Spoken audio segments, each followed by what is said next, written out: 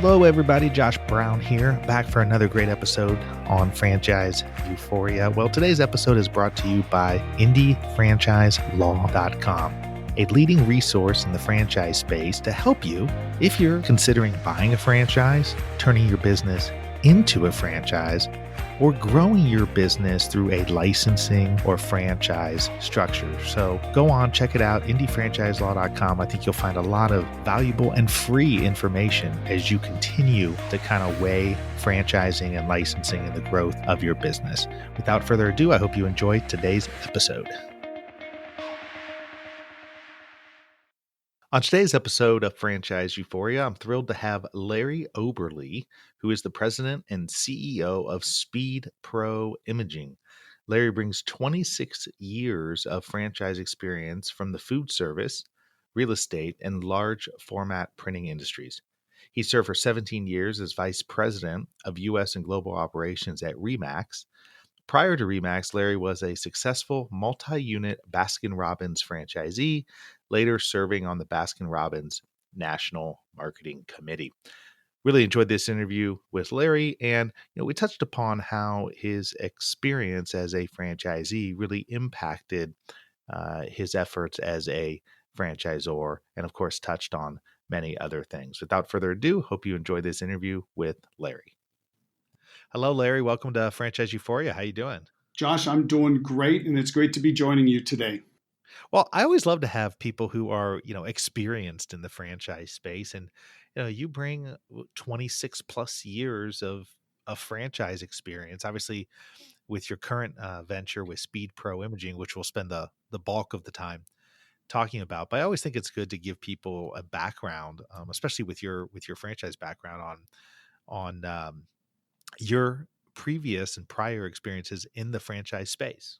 Yes, I do have 27 years now and counting. And so I started as a Baskin-Robbins franchisee in St. Louis, Missouri, where I bought a store more or less as a sideline business. I was in the airline industry at the time. And so I bought that store and opened it in February 92, ended up buying a second store in 93.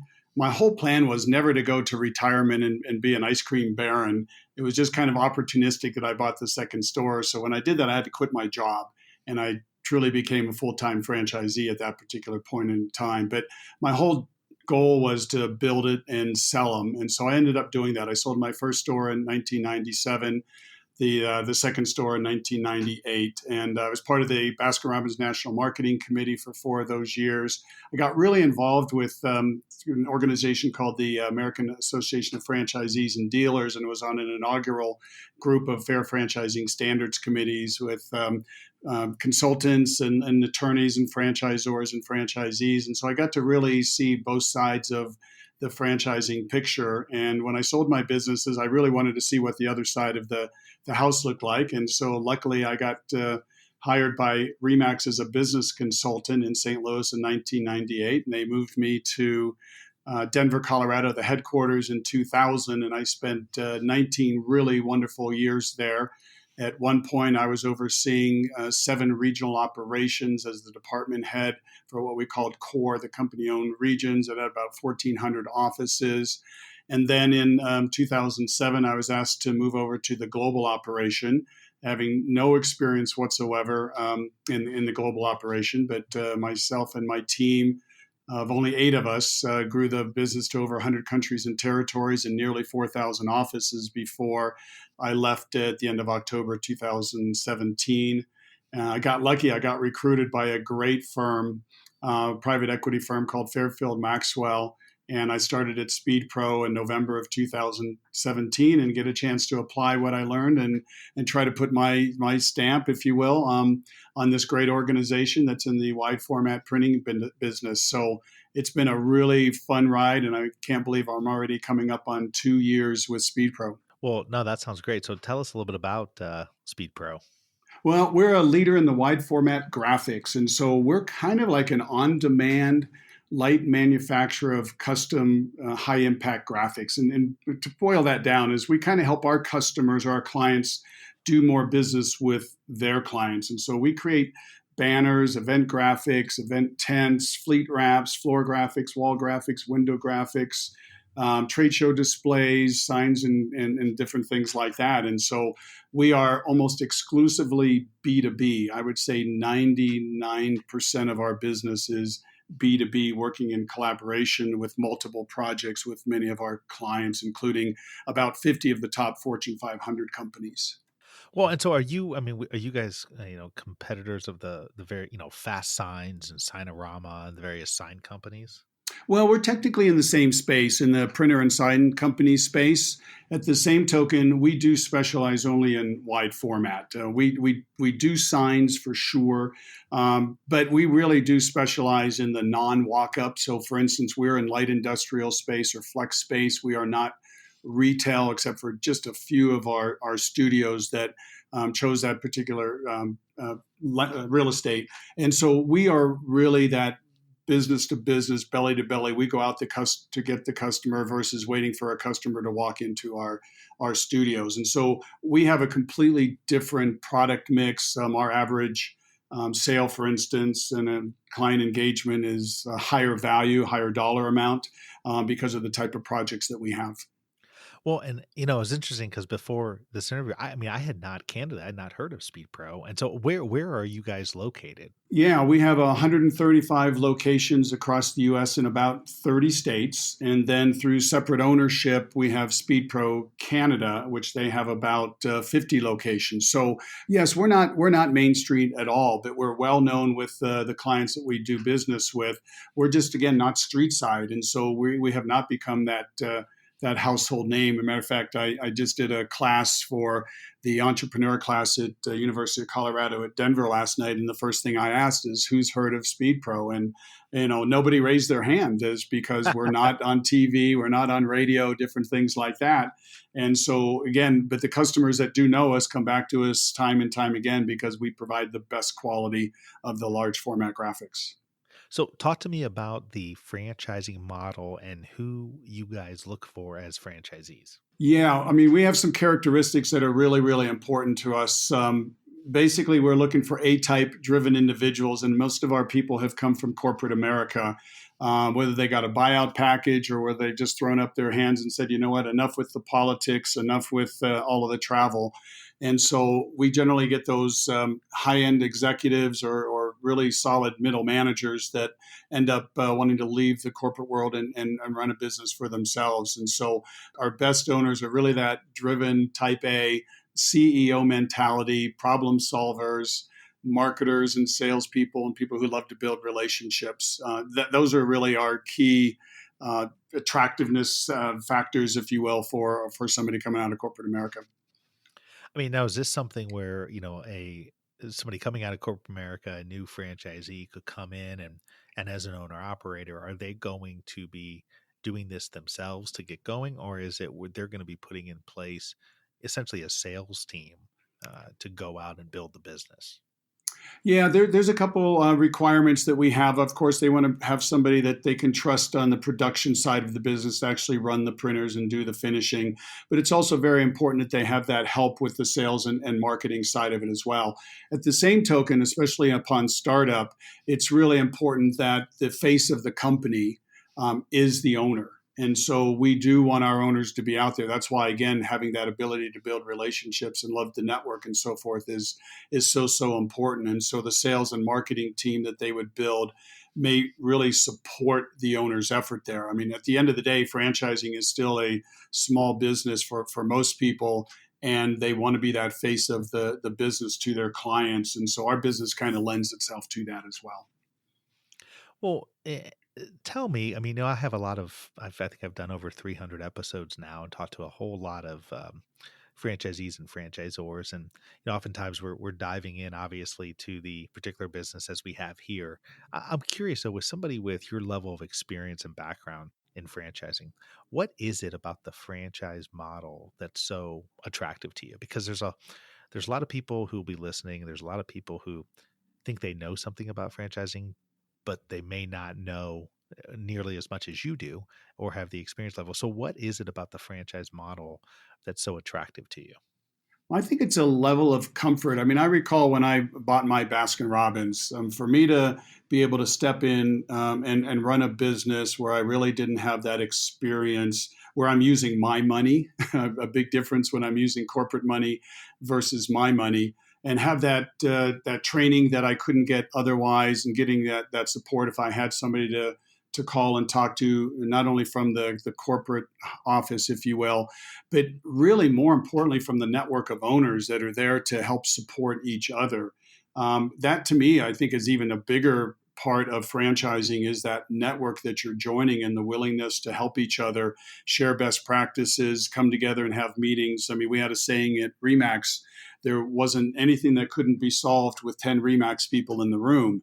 And I think it's a great saying that anytime you bring in and think differently and critical thinking and bring all these different shared experiences, it tends to cut through the clutter and give you some really great answers. So I really believe in the structure of franchising and how it can help you get that start with organized training, and some of that support, some of the technology that you don't have to go search out. But I really think the undervalued portion of the franchise is the network and the collaboration, very much like, I was going to say fax machines. That's back in the day. That, two fax machines can work together, but one standing alone doesn't really do much good. But it's kind of like Facebook as well. I mean, the power of Facebook is how you can connect with so many people at one time and even segment that. So I think it very much aligned with those kind of concepts. See, now you're showing your age, Larry, talking about I fax know, I machines. know.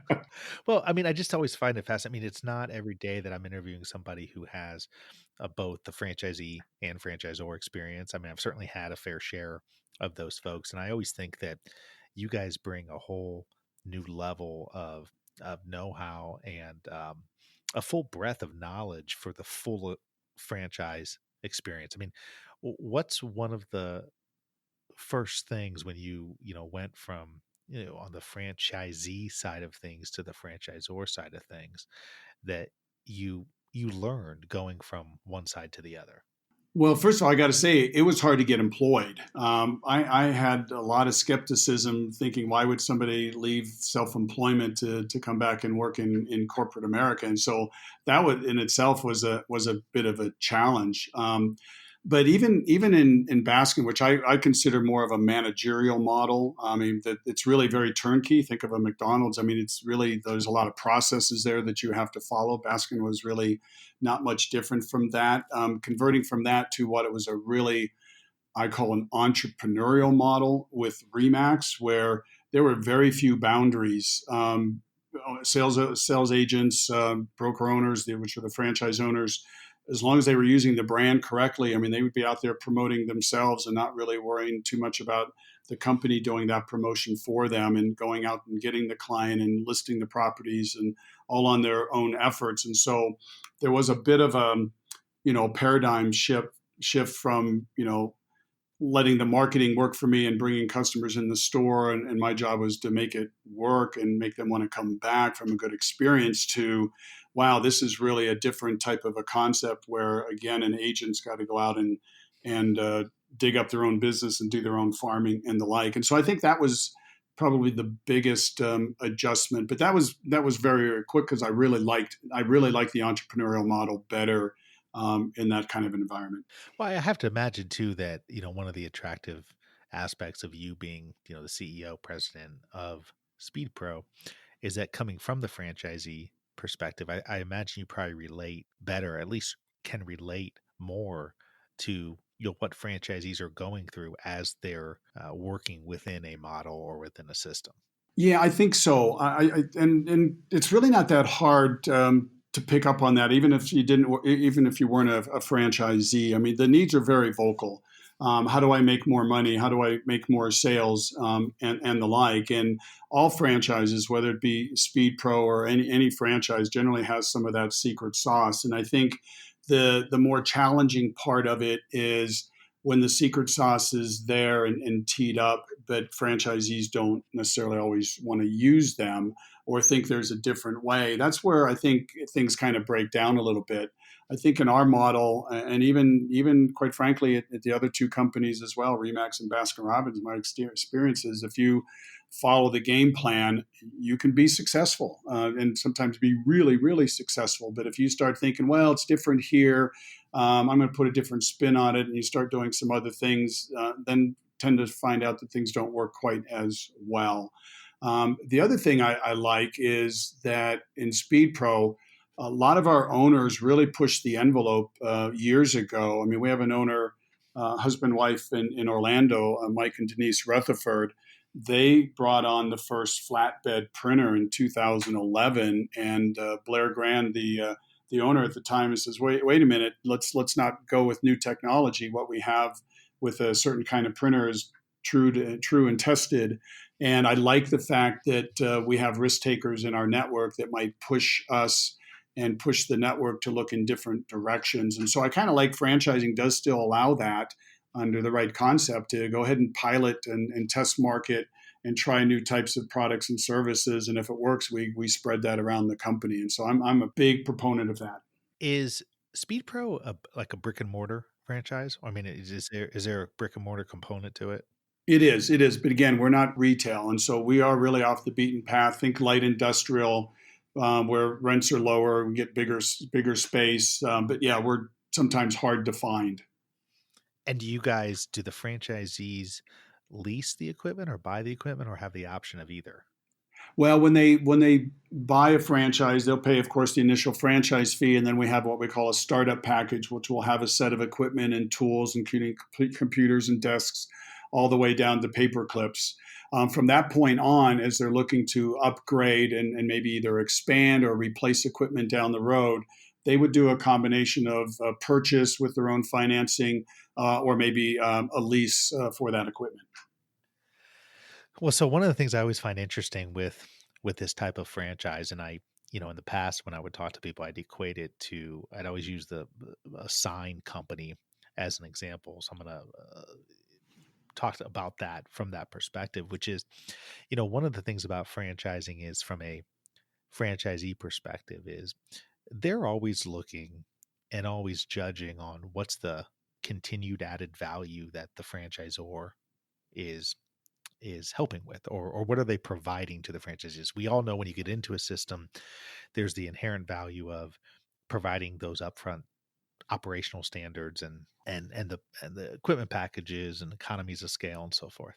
But once you get in and you're running the business and then you know how to do that, I think most franchisees, year 2, 3 and beyond are always looking for, okay, what's the continued added value to make up for this royalty that I'm paying. And one of the things about sign companies or some other B2B type companies is that there's a real heavy emphasis on the R&D for technology. I mean, where the franchisor is in a great position to spend funds and really keep the franchise system ahead of the game from a technological perspective. And I always thought that was so important because for a mom and pop company that was doing the same thing, I think it would be a lot harder for them to stay abreast of all the technological advances and can be a significant advantage in the marketplace when you are part of a franchise system in this arena that does keep abreast of that. Can you talk a little bit about how that plays with the Speed Pro franchise? Absolutely. We have Ryan Yates in our team. He's the director of our production support. One of his roles is from that vendor relationship and R&D. He's been researching. The last research he did was what we call CNC machines. These are automated cutting machines that really take a lot of the labor out of finishing a product, doing all the intricate cuts and so forth, and identifying what products, what manufacturers we want to work with for the next 5 years. From our point of view, we've already identified a couple verticals, a couple product lines that we really want to enhance. We're presently doing some of that research. And at the same time, we're intending to make some really sweet offers to our owners to help them get into that particular line of business. Right now, we outsource a lot of that work because we don't have the in-house capabilities. We're going to help our owners with some. I can't go too far in that, but we're going to provide some incentives for them to go ahead and invest in those line of businesses that'll set us up for the next 5, 10 years down the road, working collaboratively with them. And at the same token, we're very, very open minded as our owners are getting introduced to new products and services to even have them test those out, or we can further test those products and services as well, and then either endorse those or say let's not go in that direction. But our goal is to work collaboratively with them. We have a franchise advisory council that we're very, very active with. We just engaged a intentional innovation company that we just finished an engagement with. We have some great new ideas that will drive new product lines and services and take us, I think, in a whole new direction to really try to lead in particular segments, whether it be industries or products, and not be so much as like other companies, but really set ourselves aside and become the real leader, demonstrated leader in these particular markets. Well, no, that sounds great. And I mean, are you guys mostly looking for single unit operators, or are you looking at multi-unit developers, area developers, combination of all of the above? There's really no need to have multi locations in our business because you want to centralize all of the production into one site. We've had some exploration before my time about multi unit. I've had conversations once in a while with our owners. The only thing that really would make sense for us is potentially some sales offices that we might bolt on, but we would want to discourage multiple centers where production would be driven from, because it's just overhead that's not needed. You have to double the staff, double the pieces of equipment, and so forth. So for us and our owners, it's really about how driving the most efficiency as we possibly can out of one central location. Well, if you want to learn more about SpeedPro imaging, just go to www.speedpro.com. If you want to learn more about the franchising piece, go to speedprofranchising.com. Thank you, Larry, so much for coming on and sharing about your background and sharing about the business opportunity with SpeedPro Imaging. Hey, Josh, it was my pleasure. Great to talk to you.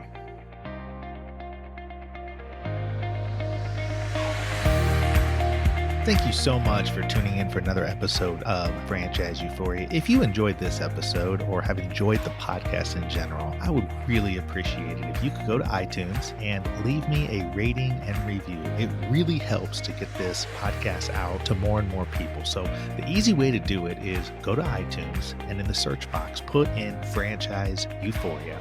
You will then see my cover art, and you click on my smiling face that says Franchise Euphoria, and then click on the link that says ratings and reviews. It's that simple, but boy, oh boy, does it mean the world to me when people leave ratings and reviews. And like I said, it really helps get the show out there. Once again, would love it if you would go to iTunes and leave a rating and review if you enjoyed this episode or other episodes of the show. And until the next time, happy franchising.